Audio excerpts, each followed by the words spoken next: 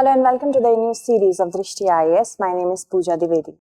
The latest rejig or reshuffle as may we call in the chairmanship of the standing committees of the Parliament has caused an uproar. Calling it a draconian step, the opposition is not happy. So this is what we are going to discuss today. The core or the theme of today's episode is committees of the Parliament, the types, the origin of it, roles and functions, how are they constituted, what is their mode of discussion, and the significance of their recommendation, what are the related issues and the way forward, and in the last we have a mains-based question. Let us move ahead as I have already introduced you with the news. Let me just elaborate it. No seat for opposition at helm of key parliamentary committees. That means the members of the Parliament who belong to the BJP have gotten the chairmanship of Finance, Home, Defence. Congress has only one. Trinamool has none. So this is what the problem is. We will know more about it. Now, if we talk about the committees of the Parliament, we must understand the Parliament has to do what it does best, that is legislate and execute. The legislation process starts with the introduction of the bill. But the Parliament as a whole does not have the expertise, nor it does have the time to scrutinize each and every bill. There comes our parliamentary committees. The parliamentary committees is basically a panel of members of Parliament who specialize in scrutinizing bills, and their recommendations are of valued nature in the Parliament. Alright, these are instruments of Parliament for its own effective functioning. These are platforms for threadbare discussion on a proposed law, and the meetings are behind closed doors and members are not bound by their panel whips and this party whips, and this is what is the beauty of these committees.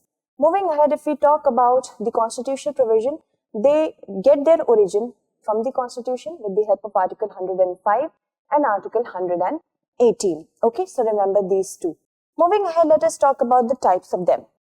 When we talk about the types, first comes into our mind departmentally related standing committee. In 1993, when the concept of it came into being, there were just 17 departmentally related standing committee. As the volume of laws grew in our society, their number is now 24. Departmentally related standing committees are of immense importance. They are actually 8 in Rajya Sabha and 16 in Lok Sabha. Remember that 16 is to 8. There are 31 members in total and 21 belong to Lok Sabha and 10 belong to Rajya Sabha. Okay, remember that. And then comes the next. These are the financial committees. These are actually a group of committees including estimates, public accounts committee, and committees on public undertaking. These all came into being only in the year 1950. Then we have administrative committee, which are related to the administration of the Parliament, such as business advisory committee, accountability committees as well. And there are many ad hoc committees as well. These ad hoc committees come into the picture when there is a purpose to be fulfilled. If a specific job is needed to be done, a bill that is needed to be scrutinized, but these are ad hoc in nature or they are not dealt by any other committee, ad hoc committee come into the place, and these are Railway Convention Committee, Committee on Food Management and Security in the Parliament House Complex. This is the example. Moving ahead, let us talk about the origin. Now, if we talk about the origin, as we know, from colonial times, we are in the practice of getting our parliamentary committees. In Britain, it all started in 1571 when the first parliamentary committee was formed in Britain. The Public Accounts Committee was established in 1861, but in India, the first Public Accounts Committee was constituted in April 1950. Alright? And the practice of regularly referring the bills committee only began to come in the practice in 1989. Okay? Government departments started forming their own standing committees because it was seen that more dedicated approach is needed. Moving ahead, let us talk about the roles and function. First of all, because the members they belong to many parties in the committees or panels as we call them. So they can prove to be very efficient when it comes to interministerial coordination. They are instrument for detailed scrutiny. As I told you, that Parliament is huge in nature. They do not have a lot of time to debate, and the lack of common ground right now, as well as the manner in which Parliament is working, we can see that detailed scrutiny is not being done. So for that, these committees are of huge help. They often work as mini parliaments because the member of the parliaments are only a part of the committee. So they are acting as mini parliament. There are many benefits to them as well. We will talk about that as well. So how are they constituted? As we have already talked about DRSCs, these are 16 in Lok Sabha, 8 in Rajya Sabha, and the Lok Sabha and Rajya Sabha panels are headed by the members of the respective houses, these respective houses, okay? And Lok Sabha has several, you can say, departmentally related standing committees such as for agriculture, coal, defense, external affairs, finance, communications and information technology, labor, petroleum and natural gas, and railways. For Rajya Sabha, we have commerce, education, health and family welfare, home affairs and environment. So this could be asked in your prelims examination. Do learn it. Moving ahead, Business Advisory Committee and the Privileges Committee. These are, of course, administrative committees. The presiding officer of each house nominates the members to these panels.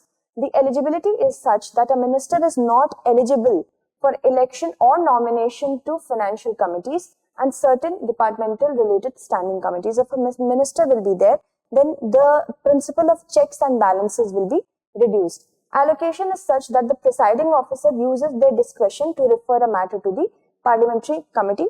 But in practice, what happens? Consultation with the members of the parliament also occurs. Moving ahead, let us talk about the constitution other parts. The main opposition party kept the post of Public Accounts Committee in order to ensure that they have certain power over the ruling party. The heads of the panel schedule their meeting according to their own wills, and the summon as in if the panel has to call somebody as a witness, then the chairperson presides over those meetings and they can decide who should be summoned before the panel. The summon by the committee is equivalent to a summon from a court. That means if a person has been called for that, if they remain absent, they will have to give the reason why they are absent, and it may or may not be accepted by the committees. Tenure is for 1 year term, the member of parliament eligibility, and the composition is more or less the same in the terms of representation of the various parties in the same manner. Moving ahead, let us talk about their mode of discussion. Now we have to understand that they differ from how the parliament in general goes by. Okay, so committees are small groups. So what they have in, you can say, whenever a member of parliament has to talk about the bill in a parliament, they get a stipulated amount of time according to their representation in the Lok Sabha or Rajya Sabha. So there is a demand on time, but that is not the case with the committees, and they have relatively less demands on their time. That means a member of the parliament, if he or she specializes in that bill, they can fully ensure that they are scrutinizing the bills properly. Every MP gets a chance and the time to contribute to the discussion. That is why committee meetings are independent of the parliament's calendar. Roughly, the parliament meets for 100 days in a year, but the committees do not have a set, you can say, a calendar like the parliament. So they can, meet whenever they want, whenever the time calls for, and this gives a lot of independence to the committee, more power to them. And the party affiliations usually do not come in the way. How? Suppose a member of the parliament has to speak in the parliament about a bill, but they cannot oppose the party to which they belong, even if they do not like the bill, because they are bounded by the party whip. So that is there. But because the meetings of the committee are held behind closed doors, they are not live, they are off camera, so they can speak whatever they want to, and that is in the best interest of the country. As Woodrow Wilson said, who observed that the Congress in session is Congress on public exhibition, but the Congress in the committee rooms is Congress at work. The real work is being done by the committees only. Moving ahead, let us talk about the significance of whatever the recommendations that they give. Now understand, whatever suggestions they give, these are not binding on the government. These are recommendatory in nature.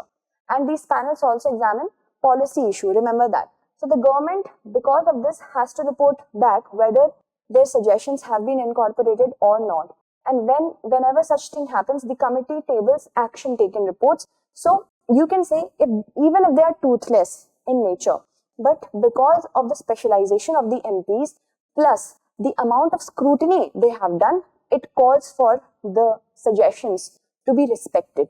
Okay. Moving ahead, let us talk about the issues. First of all, we have to understand that there has been decline in the matters referred to the committees. There was 60% of the bills in the 14th Lok Sabha which were going to the committee for scrutiny. For 15th, it became 71%. But let's talk about the 16th Lok Sabha. It's only 27%.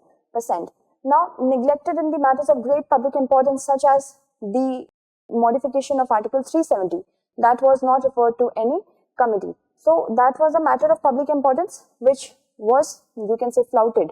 Then other shortcomings, low attendance of MPs at these meetings, too many ministries under one committee, that can lead to, that's a paradox, that can lead to the ineffectiveness, basically you can call it. Norms not followed by most political parties while nominating the MPs to the committees, like by convention, opposition has to hold the chairpersonship of important committees like Home Defense, but that's not happening. The constitution of DRSCs for a year leaves very little time for specialization, and that is the problem. What can we do to, understand that we need a overhauling of the process? As the time grows and the complexity of the current democracy grows, we should understand that our committee should also grow. New committees can be made on artificial intelligence, digital India, and also economic situation of the country. Mandatory discussions, a proper calendar, if it is said, mandatory discussions for some important bills have also to be made. Periodic review of these committees has to take place. That is very important. And amending the rules of business can help these committees to function more efficiently. Moving ahead to the question, let us look at this question. Representativeness, responsiveness, and accountability are the foundational pillars of parliamentary democracy in India. Discuss the utility of parliamentary committees in this regard. Okay, that's it. Thank you so much for watching and stay updated.